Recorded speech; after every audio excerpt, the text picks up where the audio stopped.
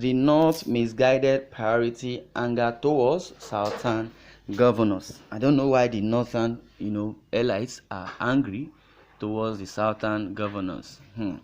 According to this person says, Ayé ti bàjẹ́, the world has gone bad. A US dollar exchanged for 504 naira at the weekend. What this means is that your 1 million naira cannot buy $2,000 worth of anything. It will get worse going forward. On April 13, 2018, UNICEF released a statement in which it lamented that since 2013, more than 1,000 children have been abducted by Boko Haram in northeastern Nigeria. That was 3 years ago. The same UNICEF 5 days ago said that in the first 6 months of this year, 950 pupils were abducted in northern Nigeria. You see, from 1,000 abductions in 5 years, the SAW has festered to about 1,000 victims in just 6 months. A different strain of terrorists called Bandit has joined the abduction business, deregulating it to our utter shock and shame. It may still get worse. The leaders who created Nigeria placed a lone request before the God of creation. They begged him to help build a nation where no man is oppressed, so that with peace and plenty, Nigeria may be released and blessed. In other words, they craved a nation of prosperity and of a secured and safe citizens. It would appear the prayer of the citizens are yet to be answered. What are the prayers for them to be safe? And even the British thought they worked towards this before dropping the baby in 1960. The child they formed on October 1st, 1960 has turned out deformed. This is a very difficult period to be a Nigerian living in Nigeria. Every new year has been worse than the previous one. Last year was bad. This year is worse. For the rich, a bag of beans today sells for about 38,000 naira. For the poor, a Congo of beans is 1,200 naira. A bag of garri for the rich is 22,000 naira. The poor who buys per Congo pays 600 naira. A bag of rice is now sold for 27,000 naira. How much was a loaf of bread last year? How much is it now? Chicken that sold for 500 naira last year now sells for 2,300. Salah is next weekend. Well, how much is the smallest ram being sold in the market? Why has Nigeria progressively failed to give its citizens any reason to smile? Predatory governance is the fruit of a structurally bad political system. It can only deliver mystery, the tidal wave of which is on Nigerians in epidemic proportions. Can you hear that? Can you listen to that? Nigeria is deteriorating every day by day. Today in Nigeria, we have nepotism. Nigeria has collapsed and deteriorated. The nepotism of the worst strain. We have insecurity of the worst varieties. We have food inflation that kills. We have a total collapse of hope and a fear of war.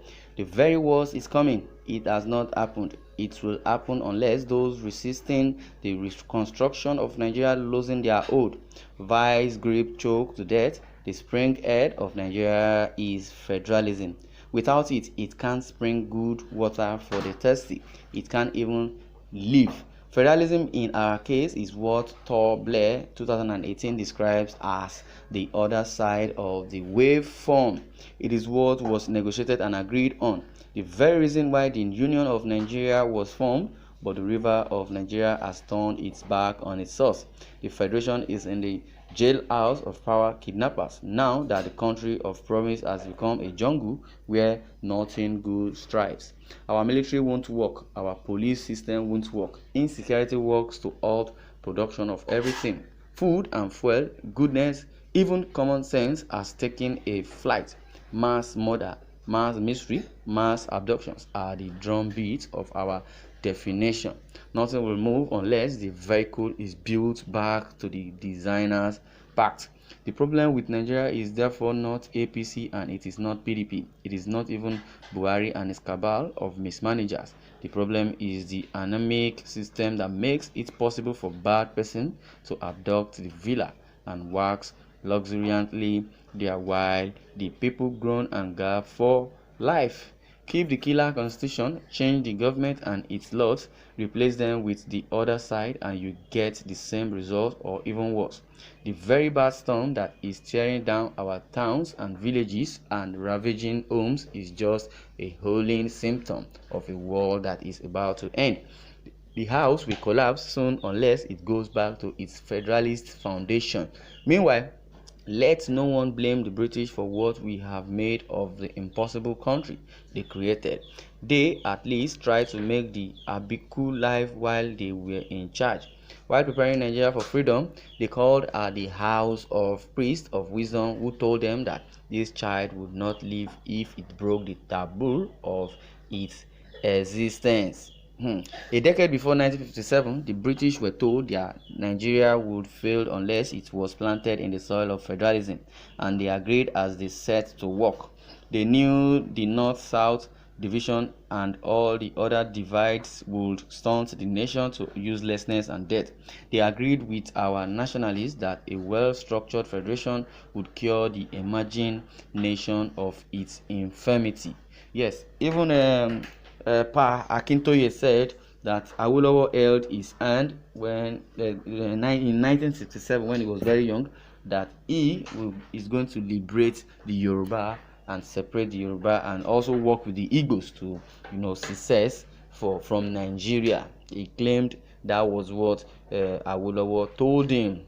On Thursday, 21st May 1953, the British House of Commons held a robust debate on Nigeria and its survival as one country. The position of the British government was that only a weak central government and very strong regions would guarantee an indivisible Nigeria.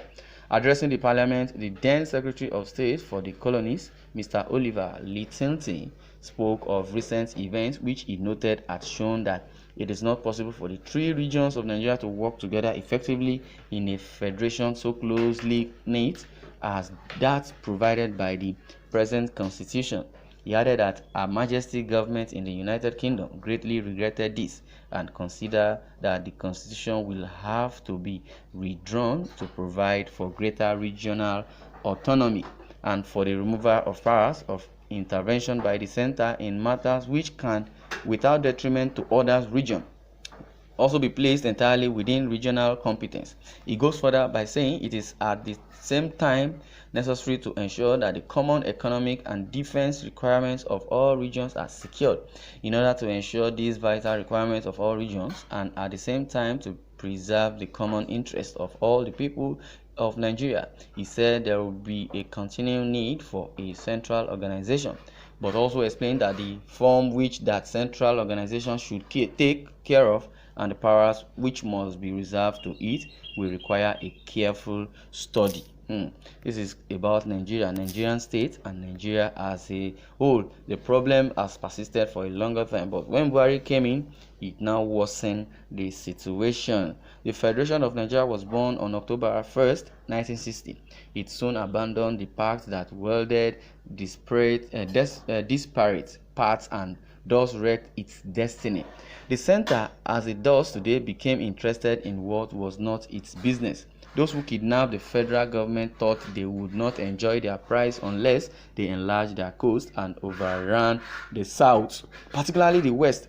They forgot all the years of toil and turmoil and also travel to negotiate and agreed that they will keep Nigeria as a federation of equals. Nigeria became an evil tree bearing fruit fit only for its like.